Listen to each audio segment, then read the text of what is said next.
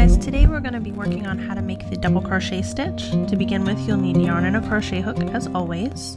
To begin with, I'm going to start with a foundation chain. If you don't know how to make a foundation chain, check in the description down below. I'll have a link to my how to make a crochet chain video. But from here, I will make the foundation chain and then show you how to work the double crochet stitch. Okay, so to start with, when you are turning the work or are first beginning, you will need to make 3 chains as a stand-in for the double crochet. So 3 chains will be the same height as a double crochet stitch. So when you first start working on a flat piece, or in the round actually, so when you first start working, you're going to need that 3 chain, otherwise your first double crochet will be kind of squished.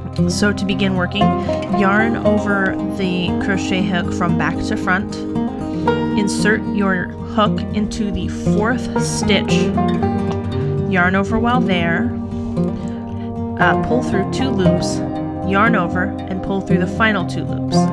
This is a double crochet stitch. You can see it is approximately the same height as the chain 3 that we left at the beginning. I'm going to go through the process again.